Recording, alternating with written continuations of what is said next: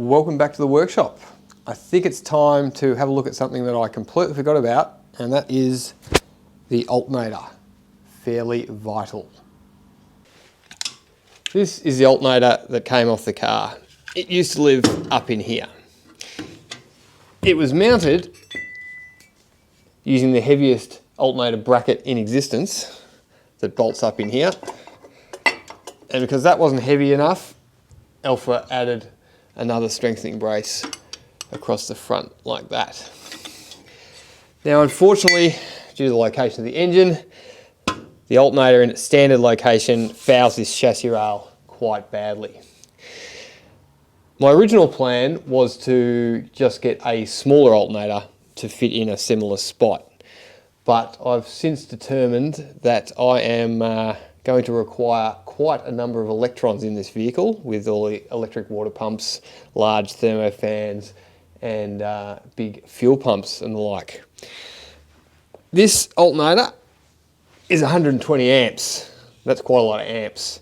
That should run everything I want to run without a problem. In fact, if we turn all of those other things off, this alternator might even be able to run the two 12-volt hair dryers I'm using for windscreen demisters. So after a bit of mucking around, I think I can get this alternator to fit. Because I'm not running the mechanical water pump, I've got a bit of freedom to move the front crankshaft pulley out a little bit, which means I can move the alternator out a little bit, and that clears the back of the alternator, and it means I can bring it closer to the block and clear the chassis rail. So the first job is to make up a brace that picks up off these 3 points to hang the front side of the alternator off. I've already created one out of wood, but it's not very structurally sound. It goes that way around. So time to make one out of aluminium.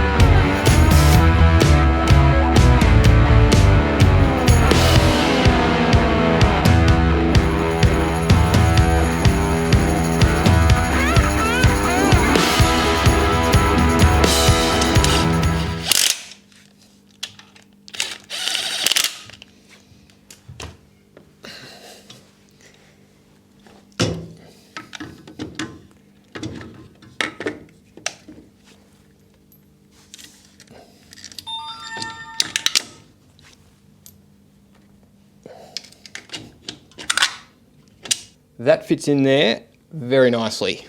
It's clearing everything, and surprisingly, I've managed to get a little bit more clearance to the exhaust than the alternator had in its standard location.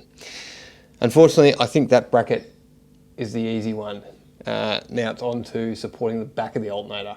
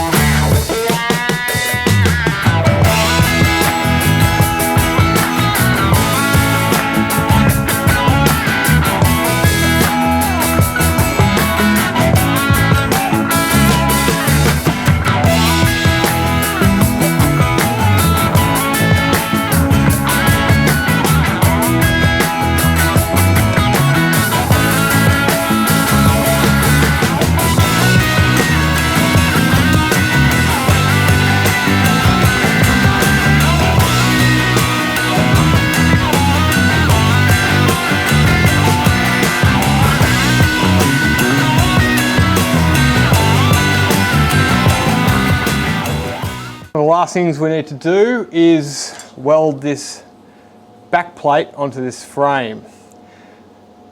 As you can imagine, there's no way to use the alternator to position that back plate, so I'm relying on the holes on the front plate to line up the back plate, and I've got these threaded rods all done up nice and tight to position it.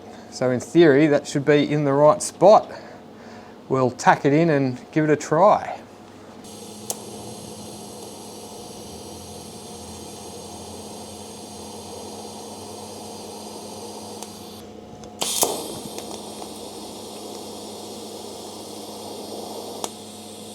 So for belt tension, I've decided to go for a machined to size idler pulley.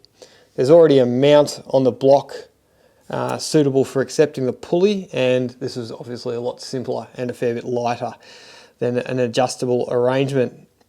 There's a good chance of the belt stretching, so the plan is to have a couple of these pre-machined. I'm not sure of the tension at of the belt at the moment. I think it might be a bit tight. I don't have a belt tensioning gauge, but I've ordered one, so we'll leave that for now and assume we have got a completely working alternator setup. So that's all good, but as you can see, this whole belt arrangement is hanging out in the wind a little bit and is prime for a rock strike from one of the rear wheels. So I think we better make a cover for it. Now, making the cover should be fairly simple, but attaching it suitably is proving to be quite tricky. We're not blessed with a huge amount of suitable locations. There's a couple of unused threaded bosses in the block down here which we can use. There's one of the cam cover bosses is in a good location, so we'll make a special fitting that still holds the cam cover and also provides us with another stud. That takes care of this end of the cover. Then we still need something at the alternator end. There are these two holes in the alternator front cover. Unfortunately, they're not tapped. So I think the plan is to pull the alternator off, pull it apart, and maybe run some helicoils into that front cover. So let's do that.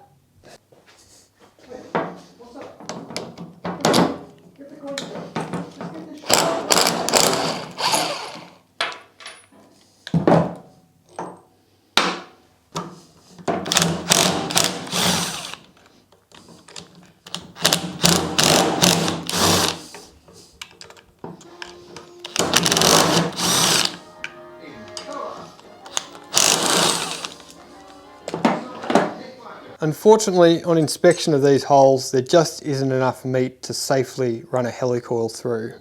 So I've had to resort to a fixed stud through the alternator cover. An added complication is that the rotor fan runs very close to the inside of the cover, so I've had to slim down the head of the bolts substantially. But it all does up nicely, and I'll be running a nylock on these, or maybe some Loctite. Maybe both.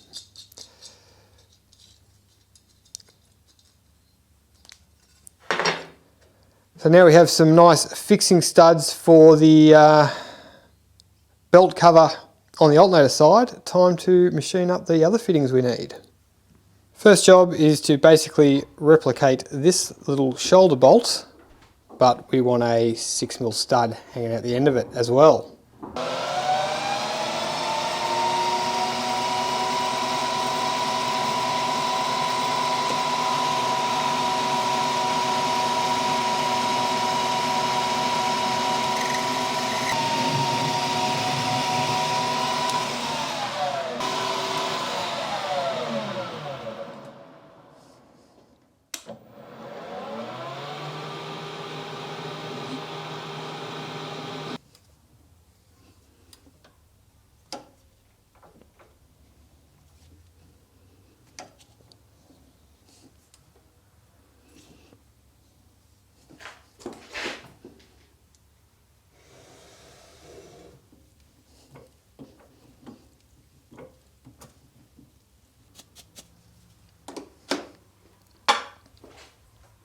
I think that's all the parts we need.